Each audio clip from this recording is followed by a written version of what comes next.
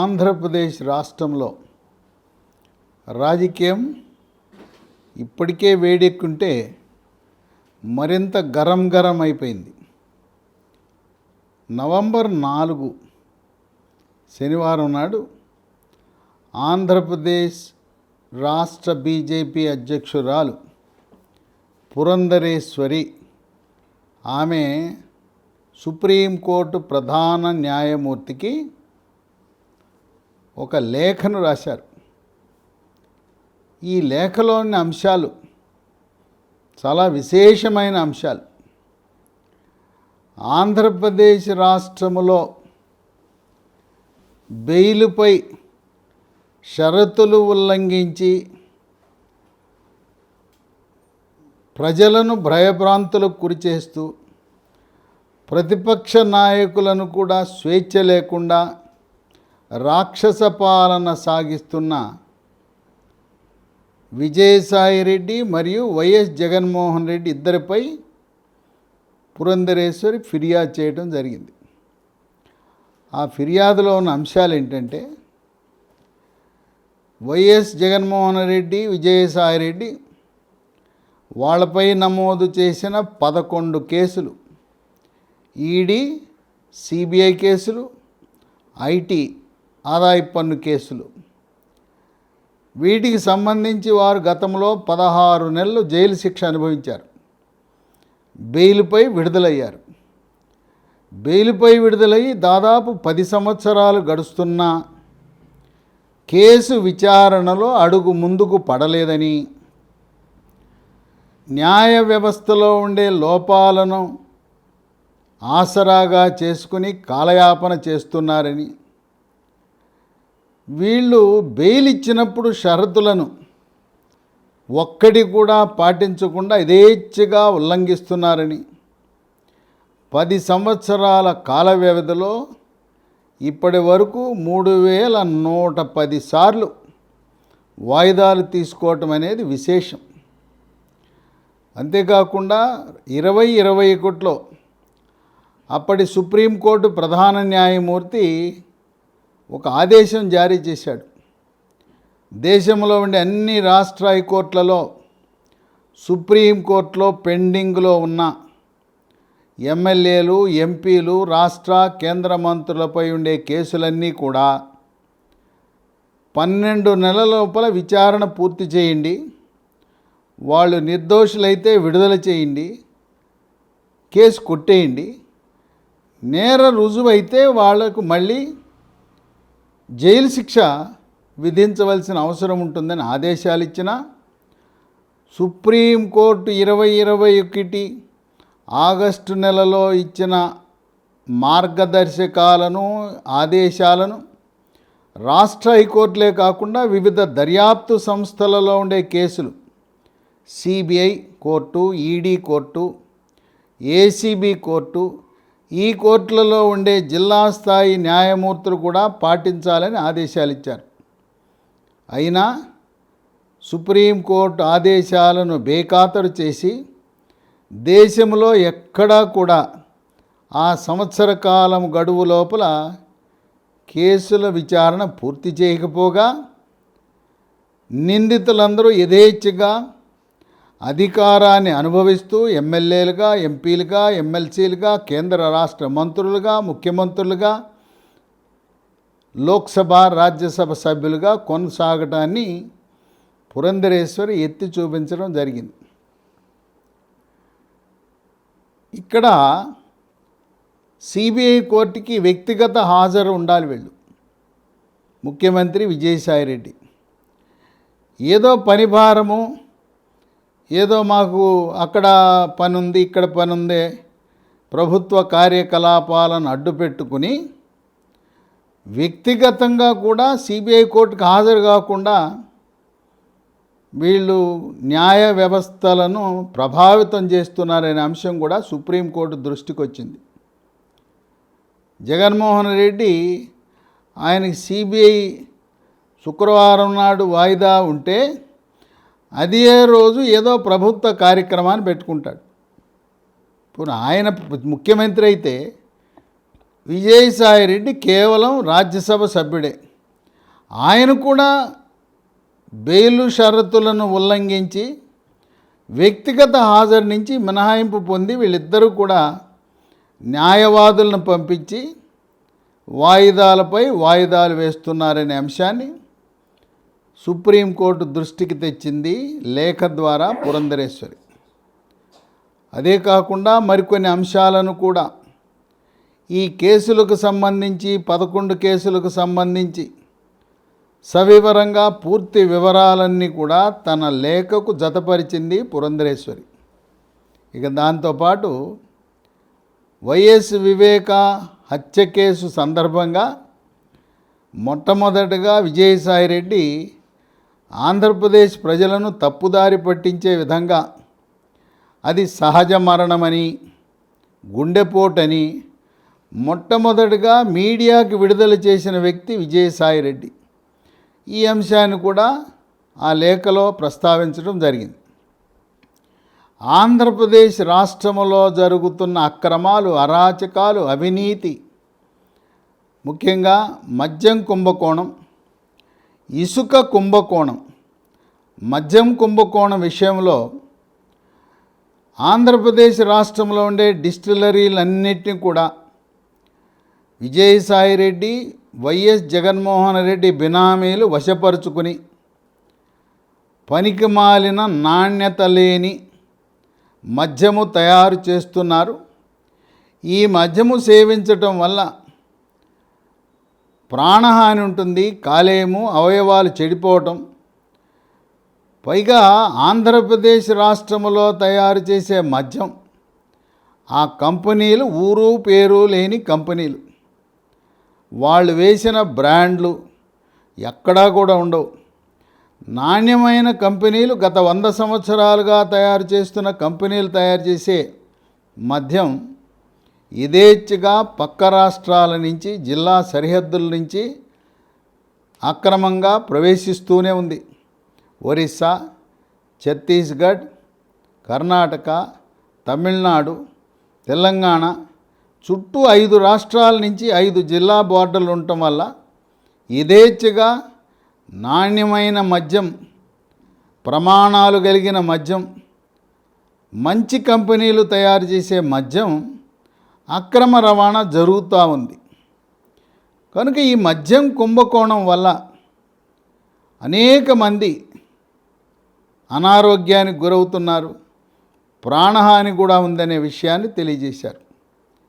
ఇక దీంతోపాటు ఇసుక కుంభకోణం, పర్యావరణాన్ని ఉల్లంఘించే విధంగా వైఎస్ఆర్సీపీ పార్టీకి చెందిన నాయకులు, ప్రజాప్రతినిధులు ఇసుక అక్రమ తవ్వకాలను ఆదాయ వనరులుగా మార్చుకొని పర్యావరణానికి హాని కలిగిస్తూ ఇసుకని నదులలో అక్రమంగా తవ్వకాలు జరిపి ఆ విధంగా ఇసుక కుంభకోణం నిర్వహిస్తున్నారనే అంశాన్ని కూడా ఈ మద్యము కుంభకోణము, ఇసుక కుంభకోణానికి సంబంధించి ఆంధ్రప్రదేశ్ రాష్ట్రంలో పత్రికలలో వచ్చిన వార్తలు, తెలుగు పత్రికల్లో వచ్చిన వార్తలే కాకుండా వాటిని ఇంగ్లీష్లోకి తర్జుమా చేసి అనువదించి ఇంగ్లీష్ పత్రికల్లో వచ్చిన వార్తలను కూడా జతపరిచి ఆ 11 కేసుల విషయాలు, వివరాలు,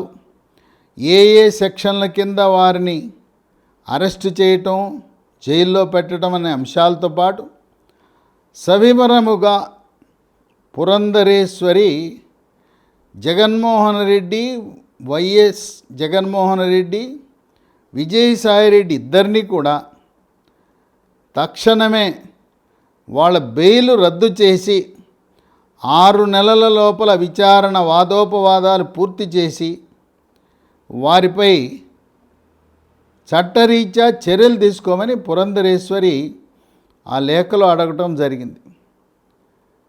కొన్ని ఊహాగానాలు కూడా వస్తున్నాయి. ఇప్పుడున్న కోర్టుకు కాకుండా వేరే కోర్టుకు కూడా, వేరే రాష్ట్ర కోర్టుకు కూడా బదిలీ చేసే అవకాశము సుప్రీంకోర్టుకు ఉన్నదని చెప్పి పుకార్లు, షికార్లు చేస్తున్నాయి. ఇవి పురంధరేశ్వరి ఏది చేసినా విధానపరమైన పత్రికా ప్రకటనలు కానీ ఏది మాట్లాడినా ఆమె జాతీయ నాయకత్వాన్ని సంప్రదించకుండా ఏదీ చెయ్యదు. చంద్రబాబు నాయుడికి సంఘీభావాన్ని తెలియజేసిందంటే జాతీయ బీజేపీ నాయకత్వం యొక్క అనుమతితో వాళ్ళ సలహా సంప్రదింపుల మేరకు మాత్రమే చంద్రబాబు నాయుడికి మీడియా పరంగా పత్రికాముఖంగా ఆమె తన మద్దతుని సంఘీభావాన్ని తెలియజేయటం జరిగింది. అట్లాగే అమరావతి గురించి, అమరావతి రాజధాని, భారతీయ జనతా పార్టీ ఒకే రాజధానికి కట్టుబడి ఉన్నది అనే అంశాన్ని కూడా ఇది జాతీయ బీజేపీ నాయకత్వం యొక్క ఆలోచన విధానమే. ఆమె ఏది కూడా ఒక గంట ఆలస్యమైనా, ఒక పూట ఆలస్యమైనా, ఒక రోజు ఆలస్యమైనా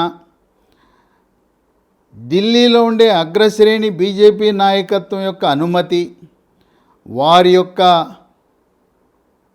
విధానాన్ని తెలుసుకున్న తరువాత మాత్రమే ఏదైనా చర్యలకు ఉపక్రమించటం.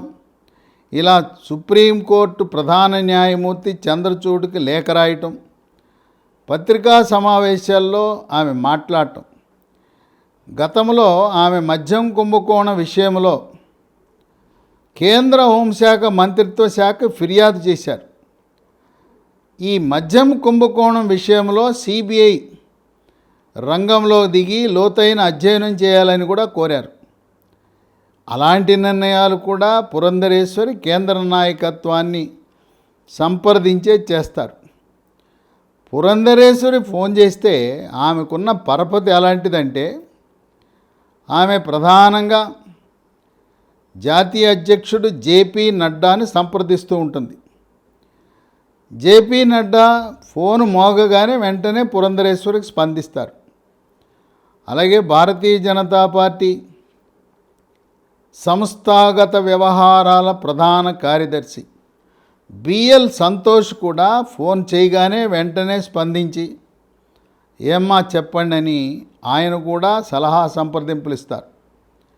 ఎక్కువసార్లు ఈ వీళ్ళిద్దరితోనే సంప్రదించి వాళ్ళ యొక్క సలహా మేరకు ఆంధ్రప్రదేశ్ భారతీయ జనతా పార్టీని పత్రికా సమావేశాల్లో స్థూలంగా విధాన నిర్ణయాలను ప్రకటిస్తారు. కొన్ని సందర్భాల్లో పురంధరేశ్వరి కేంద్ర హోంశాఖ మంత్రి అమిత్ షాతో కూడా ప్రత్యక్షంగా మాట్లాడి ఇక్కడ జరుగుతున్న విషయాలతో ఏ విధంగా స్పందించాలనే విషయంపై అమిత్ షా కూడా చాలా ఓపికగా, పురంధరేశ్వరి అంటే ఢిల్లీలో జాతీయ స్థాయిలో ఆమెని పురంధరేశ్వరి అనరు, ఎన్టీఆర్ కా బేటీ అంటారు. ఆ ఎన్టీఆర్ కా బేటీ అనే ఒక పేరు భారతీయ జనతా పార్టీ అగ్రశ్రేణి నాయకత్వము పార్లమెంట్లో, లోక్సభ, రాజ్యసభలో అన్ని పార్టీల్లో కూడా చాలా మంచి పేరు తెచ్చుకుంది.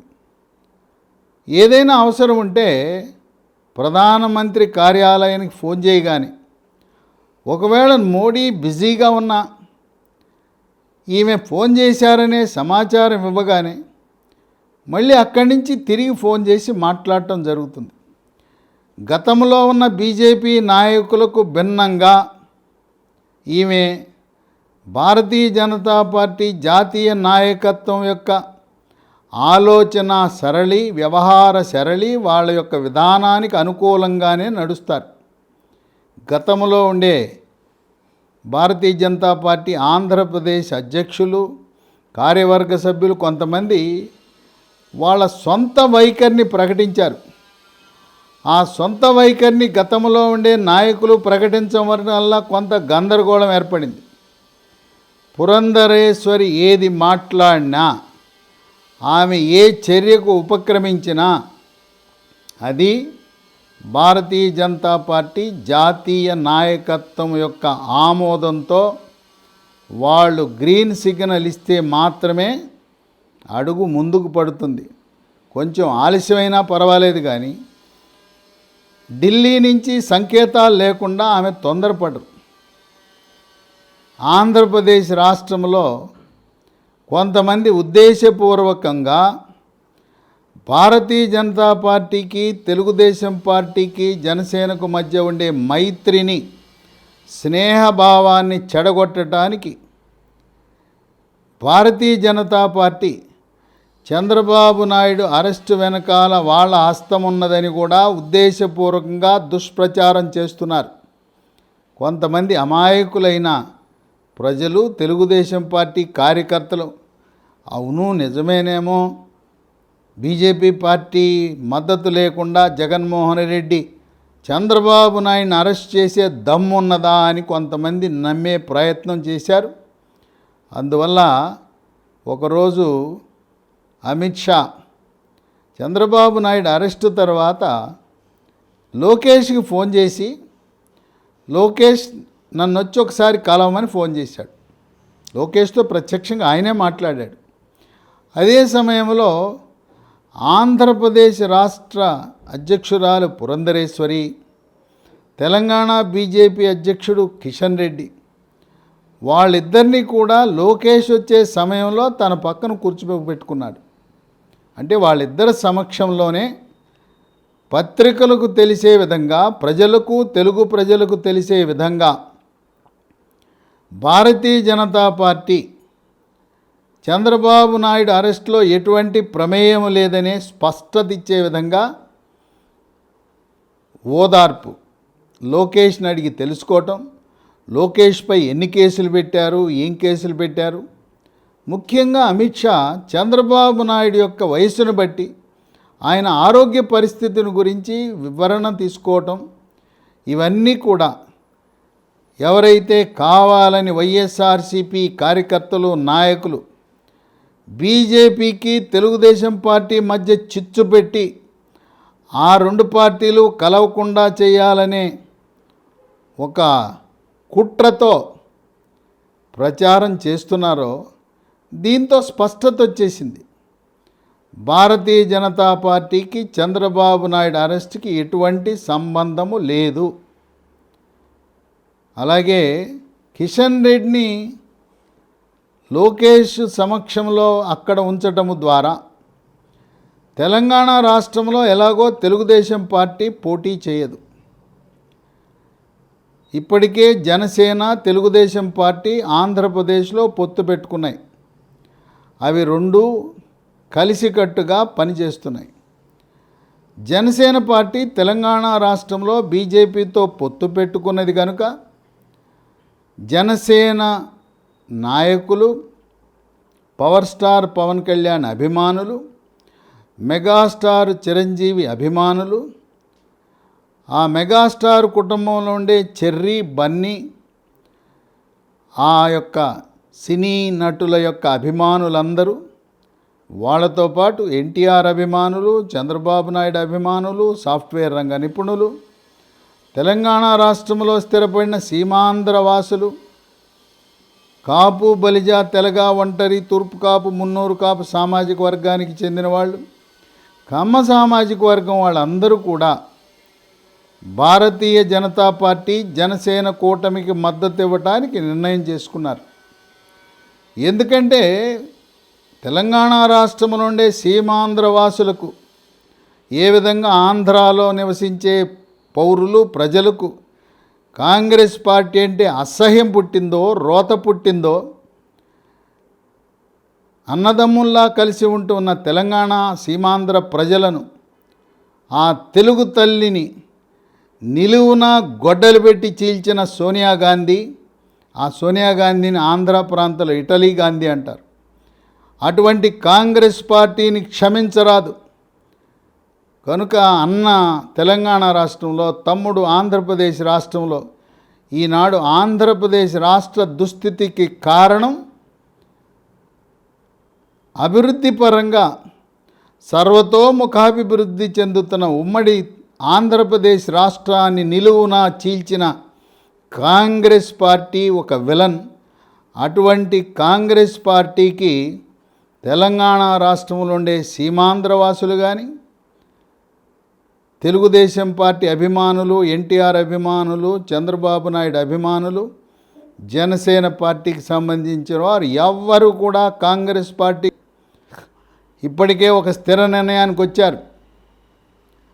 కేటీఆర్ సాఫ్ట్వేర్ రంగ నిపుణులు, వాళ్ళు ప్రజాస్వామ్యయుతంగా ఎవరికీ ఇబ్బంది కలగకుండా శనివారం ఆదివారం వాళ్ళు నిరసన దీక్ష చేస్తుంటే దానిపై ఘాటైన విమర్శలు చేసి వాళ్ళ మనోభావాలు, సీమాంధ్రవాసుల మనోభావాలు దెబ్బతినేలా ఆయన వ్యాఖ్యానించటము మరవరానిది. ఇప్పుడు ఎన్ని ప్రయత్నాలు చేసినా కేటీఆర్ చేతులు కాలిన తర్వాత ఆకులు పట్టుకున్న చందాన సీమాంధ్రవాసులు, సాఫ్ట్వేర్ రంగ నిపుణులు, తెలుగుదేశం పార్టీ శ్రేణులు, ఎన్టీఆర్ అభిమానులు, చంద్రబాబు నాయుడు అభిమానులు, జనసేన పార్టీ వాళ్ళందరూ కూడా తెలంగాణ రాష్ట్రంలో జనసేన బీజేపీ గెలుపు ఆ దిశగా వాళ్ళ ఓట్లన్నీ కూడా బీజేపీ ఉన్న చోట బీజేపీకి, జనసేన ఉన్న చోట జనసేనకు ఓటు వేయాలనే నిర్ణయానికి ఇప్పటికే వచ్చేశారు. ఎట్టి పరిస్థితుల్లో రెండు రాష్ట్రాలను రెండు ముక్కలు చేసి ఈనాడు అష్టకష్టాలు ఆంధ్రప్రదేశ్ వాసులు పడటానికి గల కారణం కాంగ్రెస్ పార్టీ. అటువంటి విలన్ పాత్ర పోషించిన కాంగ్రెస్ పార్టీని సీమాంధ్రవాసులు ఆంధ్ర రాష్ట్రంలో ఉన్న, తెలంగాణ రాష్ట్రంలో స్థిరపడిన వాళ్ళు కాంగ్రెస్ పార్టీని క్షమించే పరిస్థితి లేదు. కొంతమంది తెలంగాణ రాష్ట్రంలో ఒక దుష్ప్రచారం చేస్తున్నారు. రేవంత్ రెడ్డి తెలుగుదేశం పార్టీకి చెందినవాడు, రేవంత్ రెడ్డి చంద్రబాబు నాయుడికి శిష్యుడు, అందువల్ల చంద్రబాబు నాయుడు తెలంగాణ రాష్ట్రంలో ఉండేవారిని కాంగ్రెస్ పార్టీకి ఓటు వేయమన్నాడనే దుష్ప్రచారం చేస్తున్నాడు. చంద్రబాబు నాయుడు ఎట్టి పరిస్థితుల్లో కూడా తెలంగాణ రాష్ట్రంలో కాంగ్రెస్ పార్టీకి ఓటు వేయమని చెప్పటం అనేది అబద్ధం, నిజం కాదు. ఆయన భారతీయ జనతా పార్టీతో సన్నిహితంగా మెలుగుతున్నాడు. రేపో మాపో త్వరలో జనవరి నాటికి ఎన్డీఏ కూటమిలో భాగస్వామి కాబోతున్నాడు. జూన్ నెలలో తనంతరకు తానే కేంద్ర హోంశాఖ మంత్రి అమిత్ షా ఫోన్ చేసి, చంద్రబాబు ఒకసారి ఢిల్లీకి రండి, మనం మాట్లాడుకుందామని ఏకాంతంగా చర్చించుకుని, మీరు త్వరలో ఎన్డీఏ కూటమిలోకి మేము ఆహ్వానిస్తాం, రండి, ఆంధ్రప్రదేశ్ రాష్ట్రంలో కలిసి పోటీ చేద్దాం, జనసేన, తెలుగుదేశం, బీజేపీ. అదే కాకుండా పార్లమెంట్ ఎన్నికలు 2024 ఎన్నికల్లో మీరు ఎన్డీఏ కూటమి తరపున మీరు కొన్ని రాష్ట్రాల్లో ప్రచారం కూడా చేయవలసి ఉంటుందని ఆయనకి చెప్పడం జరిగింది. అదైపోయిన తర్వాత ఎన్టీఆర్ బొమ్మతో 100 రూపాయల నాణ్యాన్ని విడుదల చేసిన సందర్భంగా ఆగస్టు నెలలో ద్రౌపది ముర్ము ఆమె ఆ నాణ్యం విడుదల చేస్తున్న సందర్భంలో అక్కడ జేపీ నడ్డా, జాతీయ బీజేపీ అధ్యక్షుడు, చంద్రబాబు నాయుడు ఏకాంతంగా మాట్లాడుకున్నారు. అక్కడ కూడా పత్రికల్లో ఈనాడు పొత్తు గురించి మనం ప్రకటించద్దు, కానీ మీ నాయకులకు, శ్రేణులకు త్వరలో జనసేన, తెలుగుదేశం, బీజేపీ పొత్తు ఉంటుందనే విషయాన్ని తెలియపరచమని జేపీ నడ్డాతో కూడా మాట్లాడటం. చంద్రబాబు నాయుడు అమిత్ షాను కలిశాడు, జేపీ నడ్డాను కలిశాడు, చర్చలు పూర్తయినాయి. ప్రజల మనస్సులో ఉండే ద్వేషాన్ని తొలగించడానికి వైఎస్ఆర్సీపీ నాయకులు చేస్తున్న ప్రచారం, మేము బీజేపీకి దగ్గరగా ఉన్నాం, జనసేన, తెలుగుదేశం పార్టీ నాయకుడు చంద్రబాబు నాయుడు అరెస్ట్కి బీజేపీ కూడా ఉన్నట్టుగా దుష్ప్రచారం చేస్తున్నారు వైఎస్ఆర్సీపీ శ్రేణులు. ఇప్పుడు బెయిల్ అంటుంటే చంద్రబాబు నాయుడిని ఇప్పటి వరకు 7 కేసులు పెట్టారు. ఇంకా ఎన్ని కేసులు పెడతారో తెలియదు, ఆ భగవంతుడికే తెలుసు. ఈ కేసుల పరంపరతో ఆంధ్రప్రదేశ్ అసెంబ్లీ, పార్లమెంట్ ఎన్నికలు పూర్తయ్యే వరకు జైల్లో పెట్టాలనే సంకల్పంతో వైఎస్ఆర్సీపీ పార్టీ, జగన్మోహన్ రెడ్డి ఆలోచన చేస్తున్నాడు. ఆయనపై ఏ విధంగా 11 కేసులు పెట్టారో ఆయన సంకల్పం కూడా నేను 16 నెలలు జైల్లో ఉన్నాను, చంద్రబాబు నాయుడు కూడా 16 నెలలు ఉండాలి, నాపై 11 కేసులు ఉన్నాయి, ఆయన పైన ఇప్పుడు 7 పెట్టాడు. ఆయన లక్ష్యం 11 కేసులు 16 నెలలు అని అంటున్నారని సోషల్ మీడియాలో ప్రచారం జరుగుతూ ఉంది. ఇప్పుడు పురంధరేశ్వరి సుప్రీంకోర్టు ప్రధాన న్యాయమూర్తికి రాసిన లేఖలో ఎవరైనా నిందితుడు 10 సంవత్సరాల పాటు బెయిల్పై యథేచ్ఛగా తిరుగుతూ షరతులను ఉల్లంఘిస్తూ శుక్రవారం నాడు న్యాయస్థానానికి హాజరు కాకుండా అట్లాగే 3100 సార్లు 3100 సార్లు వాయిదాలు తీసుకుని ఇలా కొనసాగించడం ఇదేనా న్యాయం, ఇదేనా ధర్మం, ఇదేనా చట్టమని ప్రశ్నిస్తున్న తరుణంలో త్వరలో సుప్రీంకోర్టు ప్రధాన న్యాయమూర్తి స్పందించి ఆయన స్పందన మేరకు సిబిఐ కోర్టు జగన్మోహన్ రెడ్డి, విజయసాయిరెడ్డి యొక్క బెయిలు రద్దు చేసి ఎన్నికలు వచ్చే నాటికి జగన్మోహన్ రెడ్డి, విజయసాయిరెడ్డి జైలుకు వెళ్ళినా ఆశ్చర్యము లేదని విశ్లేషకులు భావిస్తున్నారు. చెరపకురా చెడదు అనే విధంగా చంద్రబాబు నాయుడిని 6 నెలల పాటు జైల్లో ఉంచాలి, కేసుల పరంపరతో అక్రమ కేసులు పెట్టి ఆయన్ని ఇబ్బంది పెట్టాలనుకుంటే అవే బెయిల్ విషయాలు, అవే కేసులు, అవే కోర్టులు ఈరోజు పురంధరేశ్వరి రాసిన లేఖపై సుప్రీంకోర్టు ప్రధాన న్యాయమూర్తి స్పందిస్తే త్వరలో విజయసాయిరెడ్డి, జగన్మోహన్ రెడ్డి బెయిలు రద్దయి వాళ్ళు కూడా జైలుకు వెళ్ళినా ఆశ్చర్యం లేదని సీనియర్ న్యాయవాదులు భావిస్తున్నారు. ఈ విధంగా జగన్మోహన్ రెడ్డి ఆయన శ్రేణులు కొంతమంది మాకు బీజేపీకి మంచి సంబంధాలు ఉన్నాయి, అందువల్ల మమ్మల్ని ఏం చేయలేరు, మా బెయిలు రద్దు కాదు, జగన్మోహన్ రెడ్డి జైలుకు వెళ్ళడని గంభీరంగా మాట్లాడుతున్నారు.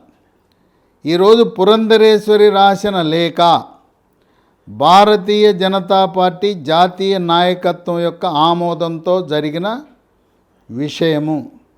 అందువల్ల త్వరలో ఆంధ్రప్రదేశ్ రాష్ట్రంలో